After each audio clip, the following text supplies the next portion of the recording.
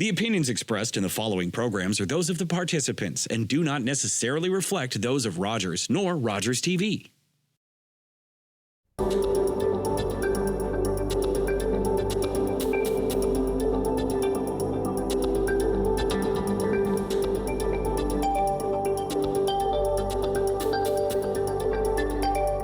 Welcome to The Next Element. I'm your host, Deb Valentine.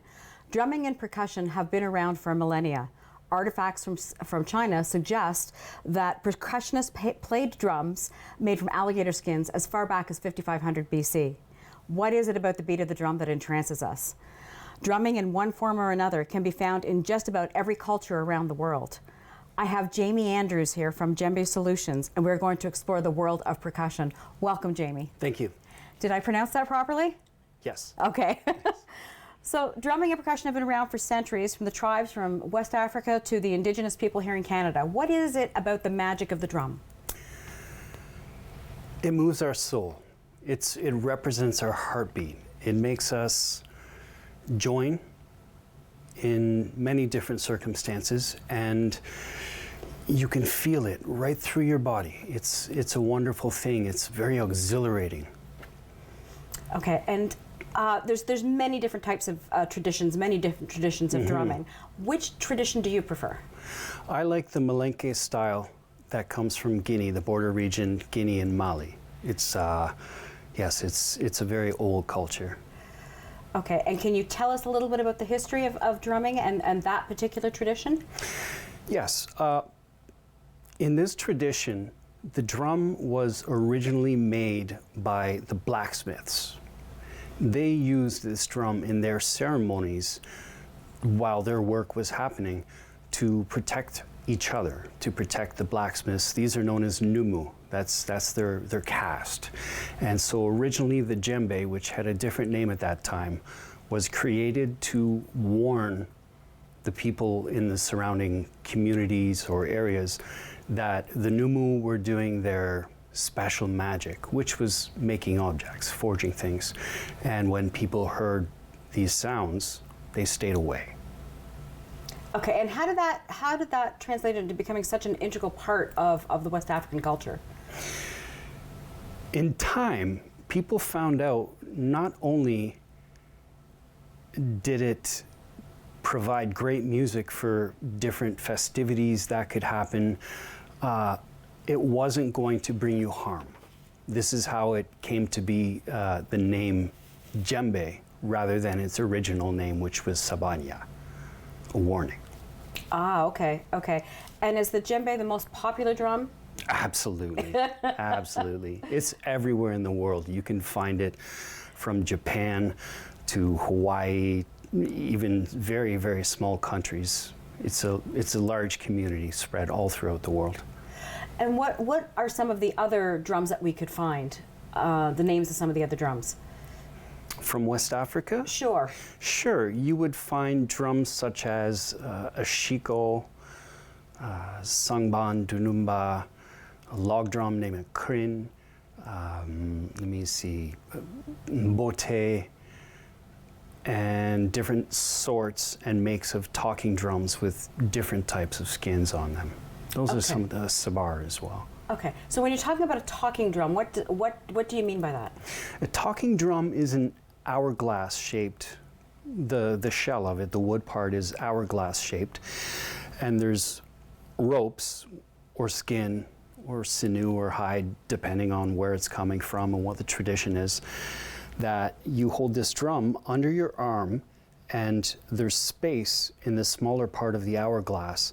You could squeeze your arm to tighten those ropes or whatever it may be, to lower or make the pitch higher, and it became a very, very vocal tradition as far as what it was representing. Okay, and are different drums used for different events or ceremonies or rituals, or it's just the preference of who's ever playing? More specifically, it has to do with what ethnicity or culture that you're dealing with. Okay. Each different one will have different kinds and sometimes styles of the same drum. Okay, so you were talking about, squeezing the drum will change the sound. Does the angle make a difference that you hold the drum at all? On a djembe? On a djembe, yeah. Okay. The angle, not so much. There's things you want to avoid, such as putting the drum flat on the ground, because there's sounds that it can't make when the bottom is covered. But as far as the tilt is concerned, given the technique that it's played, it can only really be tilted forward.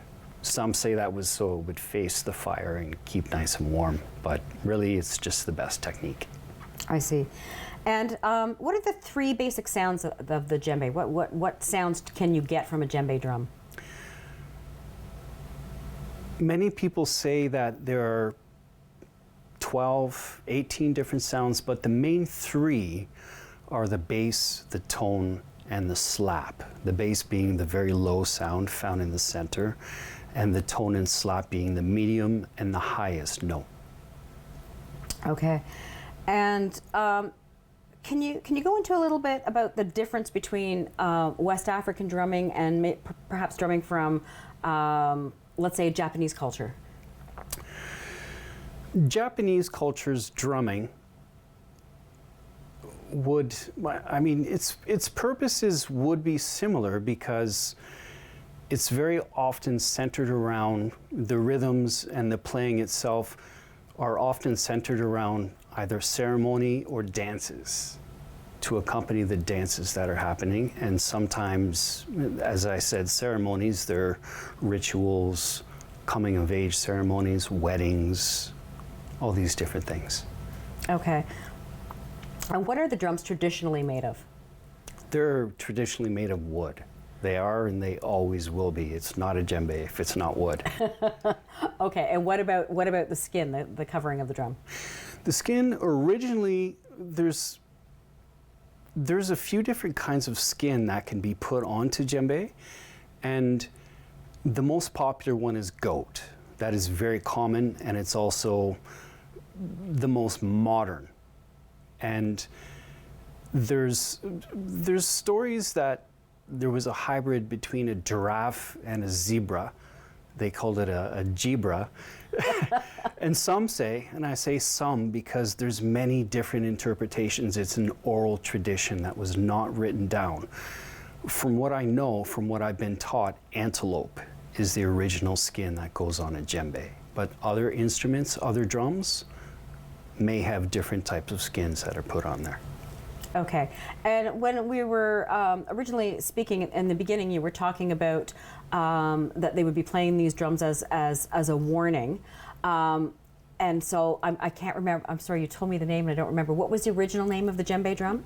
Now, this again is a subjective thing. People will say different things. So I'm speaking of the things that my teachers taught me. Right. Sabanya. Sabanya. And somebody who played one was called a sabanyera.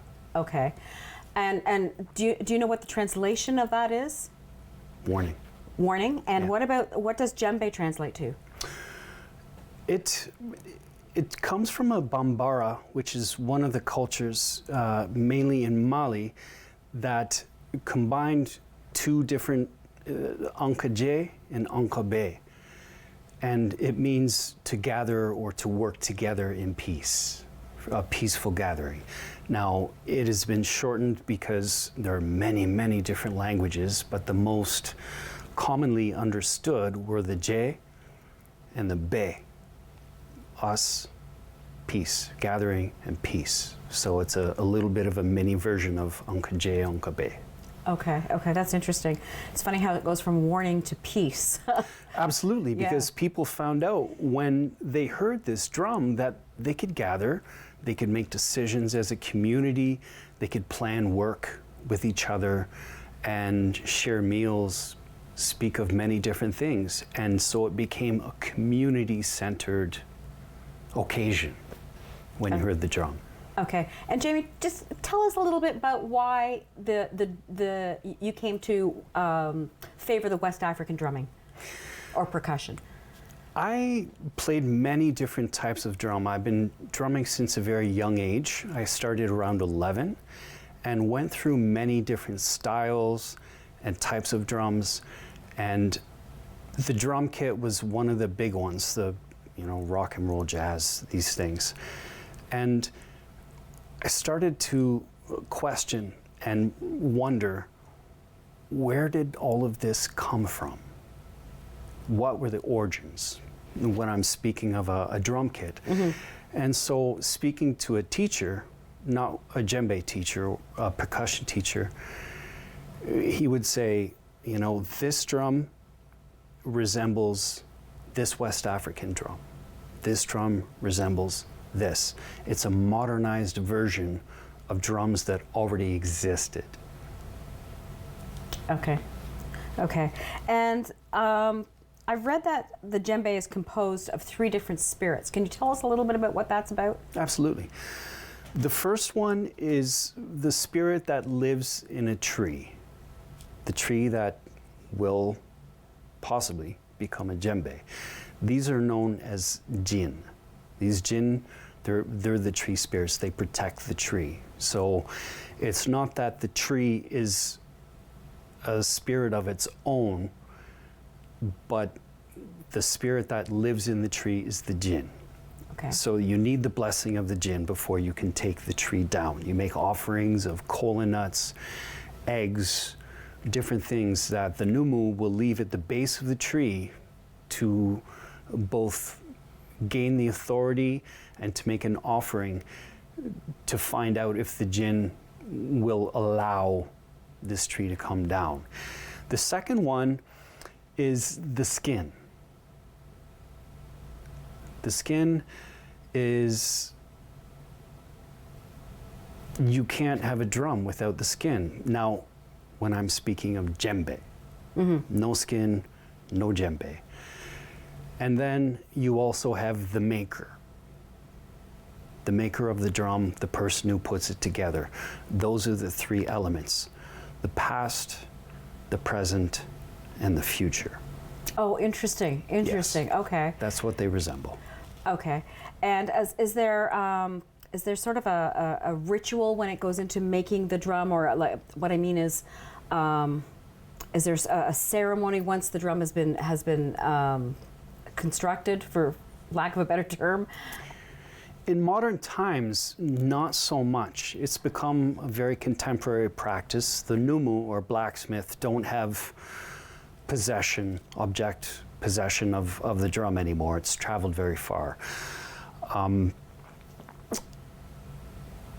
Sorry, could you repeat? I just want to make sure I'm answering you as specifically as possible. So we talked about the 3 spirits. Yes. that goes into making the djembe. Okay. And then I just want to know if there's sort of a ritual or a ceremony that goes along with it, like traditionally, obviously.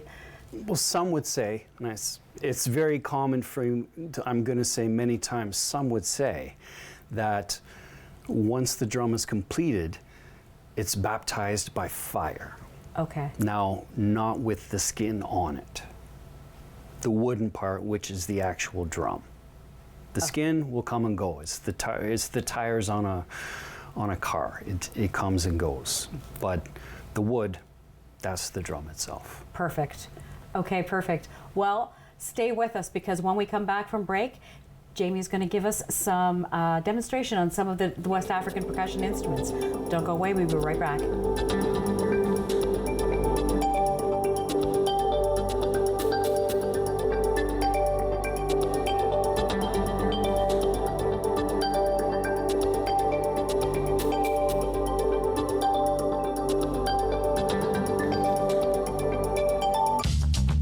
This program is brought to you by Ignite TV. Now you're in command. Visit Rogers.com for more details.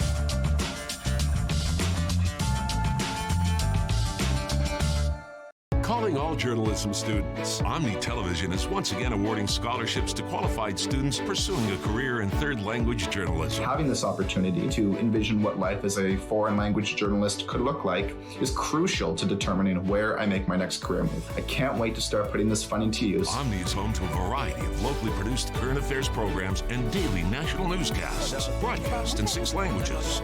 To learn more about Omni scholarships, visit omnitv.ca/scholarships. The opinions expressed in the following programs are those of the participants and do not necessarily reflect those of Rogers nor Rogers TV.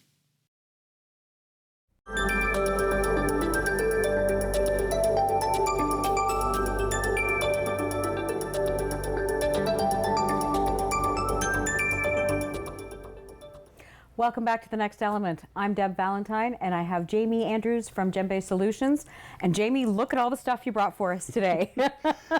I wanted to bring as much as I could so I could expose people to the many traditions. Okay, so let's start with your favorite instrument. Which one's your favorite? It's a tie. Okay. It's a tie between djembe, which I have here, nice big djembe, Okay. and an instrument. I made this one for myself because that's the tradition of this instrument, that somebody who knows how to play it should be able to make it themselves. This is called a bolon. Okay, okay. So let's start with that since you have it. You have it. It's the oldest instrument in this particular culture that djembe belongs to. Some say it goes as far back as 2,000 years. It's a very old. That's the different sounds. Okay.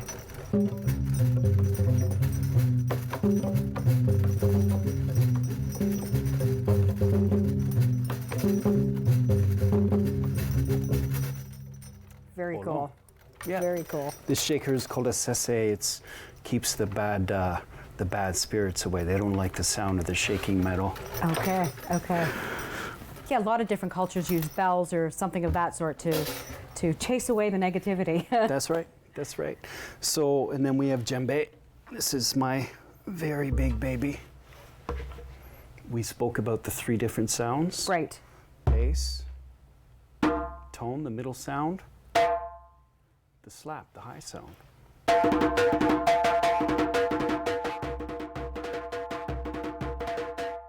Wow. Yep, there we go. And next, as far as my favorites are concerned, is the sashiko. This comes from a different culture in West Africa than play djembe. Okay. Some come from Nigeria. It has a cow skin on it. I mentioned earlier that different drums could particularly have different skins put on for the different sounds, the different territories, and what animals are most common. This has cow skin on it.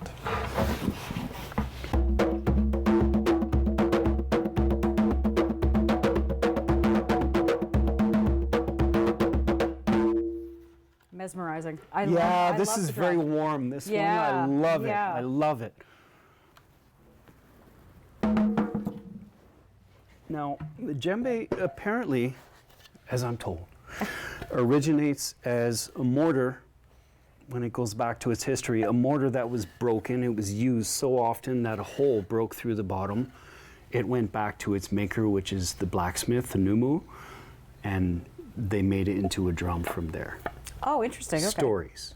Stories.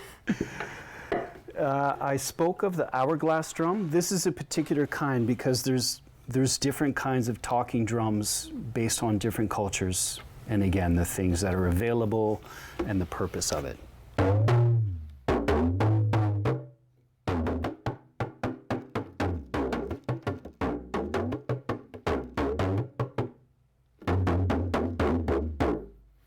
That is cool. Talking drum. A talking drum. Yeah.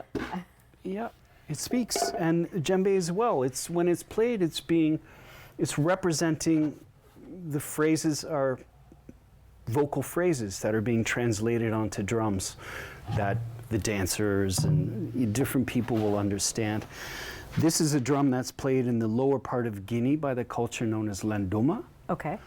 This has a cow skin on as well, but it's very specially prepared with different papaya juice and different things that soften the skin. And there's a hole in it. You pour water in that hole and shake it around upside down to loosen the skin, and it gets a very, very deep sound to it and can be just as loud as some of the big drums, which I wish I could have brought, but it's just too big, too big. So this is played standing up, as is the djembe. Right.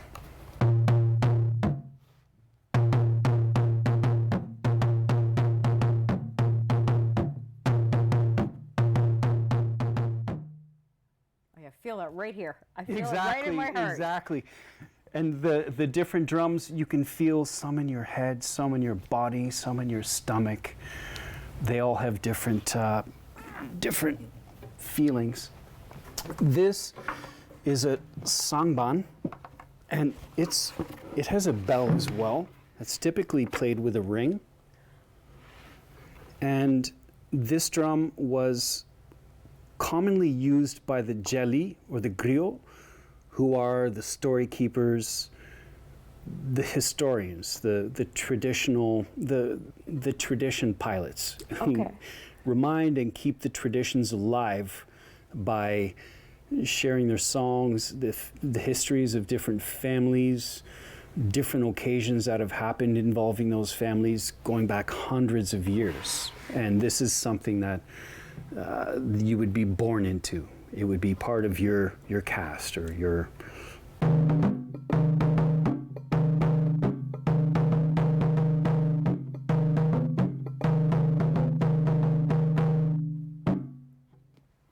Nice, very nice. That one's a little lower. That one's in the stomach. Yeah, that's right. There's right.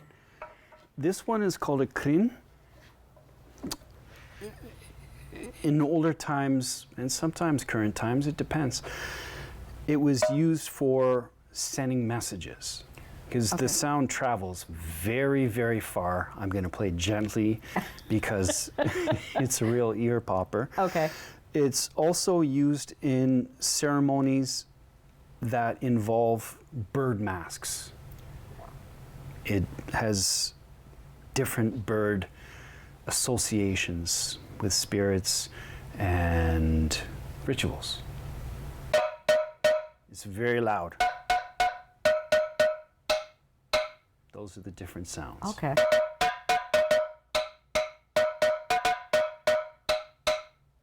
Usually 2 sticks, but things would get rowdy if I brought 2 sticks. They would get very rowdy. So those are the instruments that I brought with me today, but I brought a few other objects that I wanted to share with you. And these would be some of the different tools, anywhere between 8 and 12 different tools that are used to carve a djembe. Some, like this one example, the jenke, is used to carve out the bowl on the inside. And without these specific tools, you cannot produce a djembe that will make a proper sound. You need the right tools to make the right angles, curvatures, and then it can be a djembe rather than a djembe-shaped drum. I see. Okay, I understand. So we have a jenke, which is used to hollow out the inside of the bowl. Right. As well, this is another tool that is made for djembe that is for carving the outside of the drum, for getting the angles and cleaning things up nice and smooth so that you have something circular rather than oval or these types of things.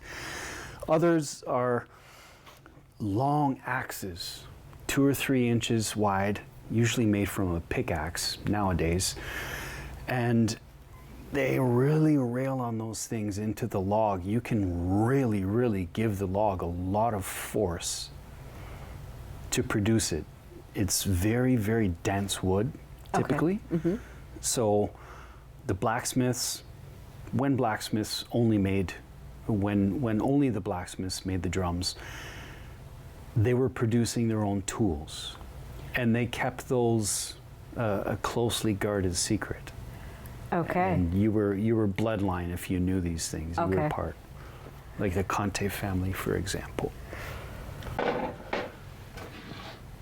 This is a hat that is worn only by djembe fola, which is someone who can make a djembe speak, the djembe speaker. Okay. I mentioned the phrases that are typically used. This is somebody who knows those phrases and how to speak with their drum for different dance commands, telling the dancers what to do. And again, it represents the language. So there's different styles of djembe which are associated with the different cultures and the different ethnicities according to the languages that they speak.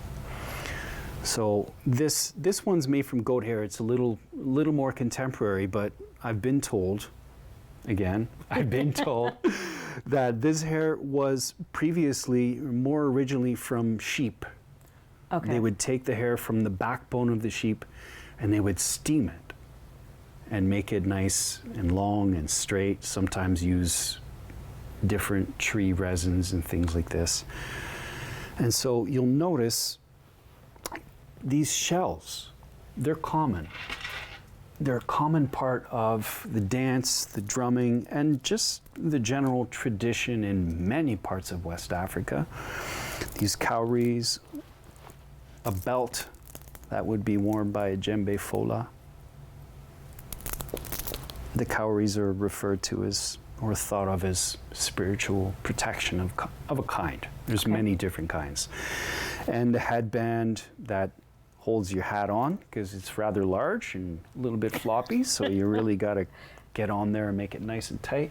And finally, you'll also find that djembe fola, who typically wear nothing on top, they don't wear shirts. That's the way it goes because it's very hot. You're near fire, you're drumming. Drumming also is very commonly found near the fire, djembe playing. And so armbands like this, again, the cowrie shells, are constructed by special spiritual, they're known as horon. The horon produce the magical objects. So this would be made for a djembe fola to put around their arm when they're playing, so that they could either put different gris-gris or magical objects under it and then tighten it up, and nobody else would see it because it's nice. And others would use this for the purpose of covering up their arms so that their detractors or their enemies can't direct any negative energy towards their arms and maybe, you know, make their muscles tired, these types of things. So these objects all have a strong relevance to the spirituality of this. Okay, perfect. Well, you've brought us, this is great. I mean, I have always been fascinated by any type of drumming. Not delved too much into the to the West African tradition by any means, but it is definitely a something that that I think entrances everybody when the drums are playing and you just kind of get lost in that sound. Yes, it's hypnotic. It makes you feel alive. It does. But it's also cathartic. It is. But Jamie, I want to thank you so much for joining me on The Next Element. This has been fascinating, and I want to thank you for joining me on The Next Element with Jamie Andrews. Until next time, love and light. Bye-bye for now.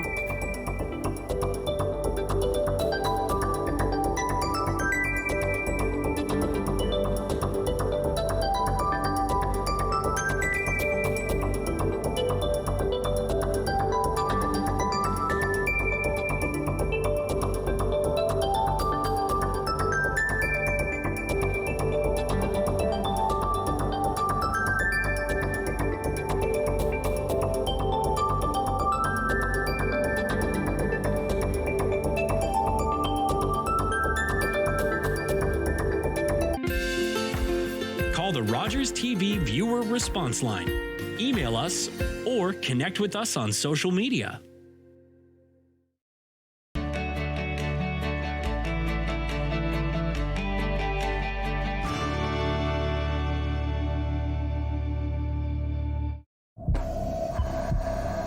This is a man's heart. A heart